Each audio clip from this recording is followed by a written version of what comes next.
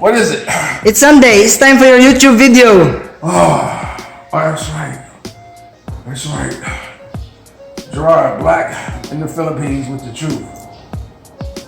Boy, what a night. Lynn! Sir. Can you bring me a cup of coffee, please? Yes, sir.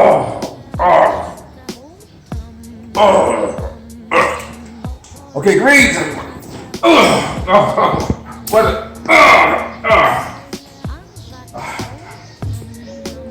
a lot of fun comes with being black in the Philippines. Let me tell you. But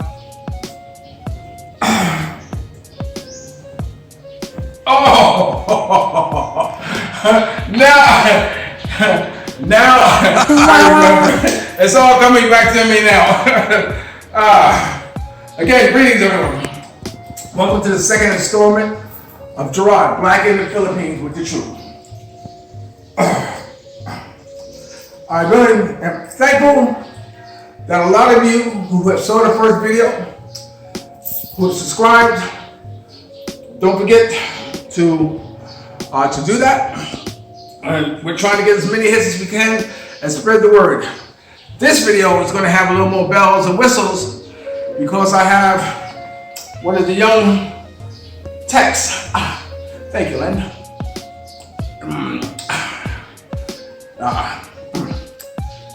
I don't know why when they serve you coffee, they always serve you with the spoon. I don't want to drink the spoon. I just want to drink the coffee. But I can understand it because not everybody mixes it. But thank you, Lynn. But wait. The best part of waking up is Tangerine in your cup. That's the best way to cure a hangover. Okay. Now I need a cigarette. I'm out of cigarettes. Okay, well, I guess now is a good time to kind of start and show you a bit more what happens in the Philippines. So, with no further ado, you know, music is stronger than politics. And I've told you all time and time again, music is the only thing I really trust. And each culture has its own music. You know, I listen to Russian, I listen to Chinese, I listen to Filipino music, I listen to Italian, of course I listen to hip hop, rock, rap. And you know, it's funny because sometimes I be in places and they let me put my Bluetooth on, connect my Bluetooth on, and I have a whole selection of Filipino music. And I remember somebody like, turn that shit off. I said, oh, wow, this is their music. How can you say, turn that shit off if it's their music? What the is wrong with you? I mean, come on, if they gotta tolerate with your pale face, you should make them tolerate with their music. You know, so anyway, one thing I've always done, and that was, I used to always make mixtapes. I never really bought albums or songs or anything like that. I figured whatever I can get off the radio, which you give it to me free, I'm gonna take it. Because I'm not gonna go out and buy your album, I'm not gonna buy your tape, I'm not gonna buy your CD, anything like that. I'm gonna take what's given to me free. My simple reason, you don't support my habit, I'm not going to support yours. Point being is that when I go back to New York and I go to my stores and I play my tapes are awesome. They're awesome flashbacks of the music. You know, it's amazing. It's amazing. And here in the Philippines, I keep hearing this one beat. And I said, wow, what is that? So I'm gonna give you a little taste of it. If you haven't heard it already, I'm sure you have, but let me get it. Wait.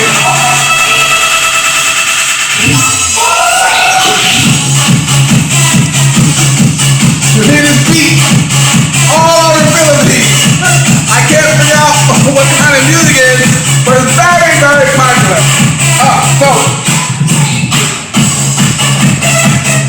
With that being said, I'm going to show you another thing that's very popular in the Philippines. So, welcome me. Oh wait. Usually I take pictures of what I normally do during the night or that evening. Wow. How did she do that? Okay, so anyway, come on, and let's go.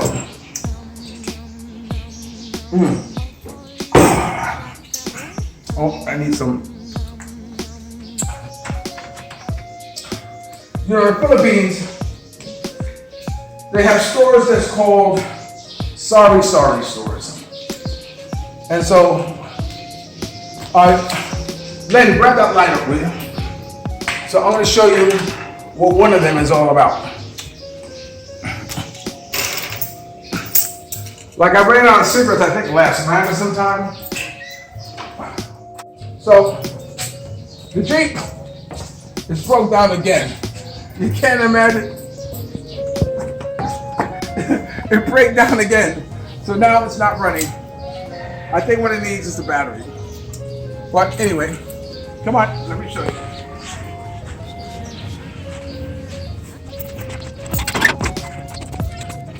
Just put the latch on the Jeep.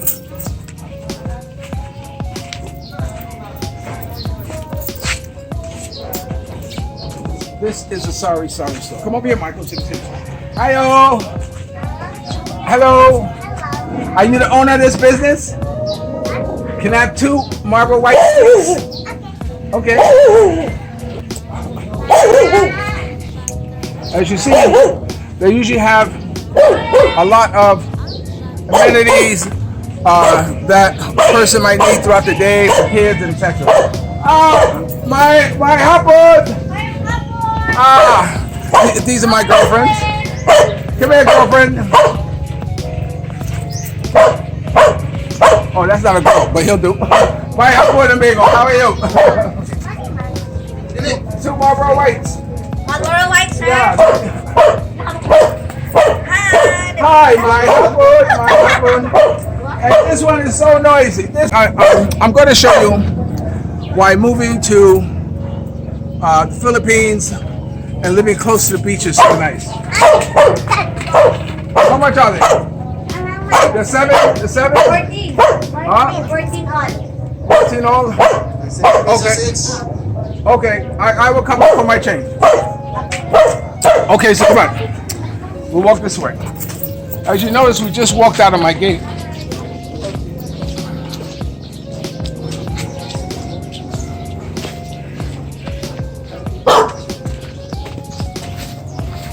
Oh, I should have brought the music. Dun dun dun dun dun dun dun dun dun.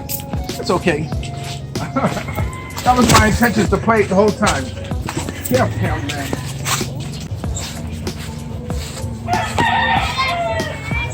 Hello, my husband. How are you?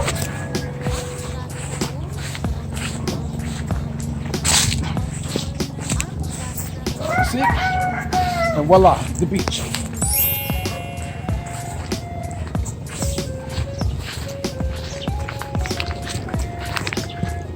It's so nice here. Sometimes I look at these houses and I wonder how old they are, because they say these houses generational. It's a generational house. So people move in there and stay generation after generation. If you look over here, look at the trees, how picturesque it is.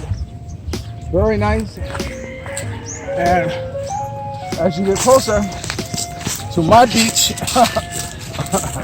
I have my guard goats watching it. Oh, you're not talking today? Huh? That's Jeff. That's Ricky. That's Sam. That's Mildred. And that's Samantha. Hello, Samantha. Okay, so watch your step going down. But you can see how what living in the Philippines is all about. If you're not living by the beach, or not living on some super high mountain, I'm gonna sit over here so the light will be better. Okay. If you're not sitting on some super high mountain or so, this is what life is about. Look, just look at that water. Just look how beautiful it is. And what am I? Just only like 5 minutes away. It's beautiful.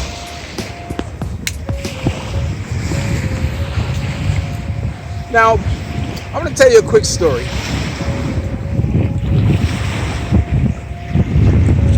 Thank you, Len. The other day, I took a friend of mine out to dinner in the Jeep. I stopped at a new restaurant.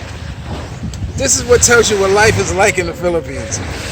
I stopped at a new restaurant and, you know, I looked at the menu and I saw they had steak. I said, "You got steak?" I said, "First you gotta check, is it beef or pork?" They said beef. I said, "You got beef steak?" "I want a beef steak. Medium well, a little pink inside, not well, not raw, but just a little pink inside." So of course they bring the steak. Of course it's like rare almost, you know, a lot of pink inside. But you know, I'm not gonna send it back because my mother always told me that if you ever send something back to the kitchen and they bring it back, don't eat it. So I had steak and what have you, and then while they were bringing an order, they brought another dish for another table. And so I said, "What's that? What's that?" They said, "This is ribs." I said, "You got ribs? You got ribs? I want one of those to go. Make me a rib to go." So I got a rib to go. So anyway, we are driving, and the Jeep just cuts off, boom, just like that. Just enough momentum to pull over on the side of the road. I'm thinking, oh, what is it now? The carburetor. I mean, what is it now? You know, the alternator. You know, what is it now? And the girl said, "You're out of gas." I said, "What?" I said, "How many times have you run out of gas, little girl, to know that the sound of when a vehicle is running out of gas?" And let me tell you, during that drive, I mean, I had a nice, comfortable drive before it ran out of gas. You know that kind of drive that where you sit in the seat and you let all the air out your body. Saying nicely, but anyway. So I'm just stuck on the road. Cars are going by. You know, I don't speak the language. You know, gas station like 2 country miles that way and 2 country miles that way. For those of you who don't know what a country mile is a a mile that when you walk, you're passing cornfields, you're passing cotton fields. I mean, you're passing farming that you're tired because you're looking at it and thinking about how much work it takes to do that. But anyway, so on the ground, and this is why I say I have a good God, because on the ground there was a metal pipe that ran on the ground like this, and no more than 2 arm distance away there was a shut-off valve, and on valve. You know, I noticed it. It has nothing to do with me. I know I can't get no gas out of it. Don't you know, God sent an angel right there to that valve to turn it off. And when he turned it off, he looked at me and says, "Hey, is anything wrong?" "Yes, we're out of gas." And I'm thinking, oh my God, how fortunate, how lucky, how blessed could I be to have something like that happen so quickly. And you know, he went down and got a can, and I gave him a few hundred pesos to fill it. He wanted to give me something to hold. I said, no. So he took it and came back. We put gas in and we left. So there's been a number of times when blessings has bestowed upon me by the Filipino people. You know, so anyway, so I really want to share that story. And you know, it's good. It's good if we lived in a world where you can always get gifts, you know? So I had a gift given to me at Valentine's Day. Throw it, baby, throw it. Okay, Valentine's Day. And here we are in March, and I thought maybe I'll open it up with you.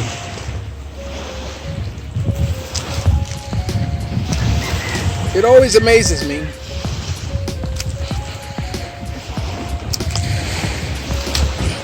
how they spend so much time wrapping something, and when we get it, we just just tear it all apart.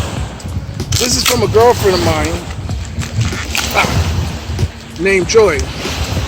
A lot of you may have heard me speak about her, but I didn't know she was that strong. Oh my God. So as we go through a box inside of a box inside of a box, I'm sure at some point in time I'm going to have to use my teeth, which would be very unfortunate. But that is definitely not something that I want to do. So here we go. Oh no! Oh no! Oh no! Oh no! Oh my goodness! My goodness! Wow! Wow! Wow! It says love is patient, kind, envious, not bought, proud, selfish. When trust wrong, love never fails. There's a lot of writing here. A lot of you know I can't read it. Let me show you what it is. Photo by Joy. Wow, look at that. Look at that. Oh, you got my bitch in there, Helen. Oh, look at Helen. Ah. Wow, this is something. Thank you very much, Joy. Wow, it's absolutely fantastic. I am so happy, so pleased. Thank you very much. Mwah, mwah, mwah, mwah. Okay, so with that being said, this has been Gerard Black in the Philippines, telling the truth. And I hope I've given you some today. And I will see you again. Don't forget to subscribe. Don't forget to ring the bell. And don't forget to share and tell a friend. I got some exciting things coming up for you guys to see and be a part of. Don't miss out. I want to thank Mikey, my cameraman, and I want to thank his girlfriend, Jean. Both of them who you met on my first video. And Lynn. Thank you, Lynn. Okay? So with that, remember, dreams are nothing more than plans and winning action. Never disrespect the elderly, you can always pull someone up.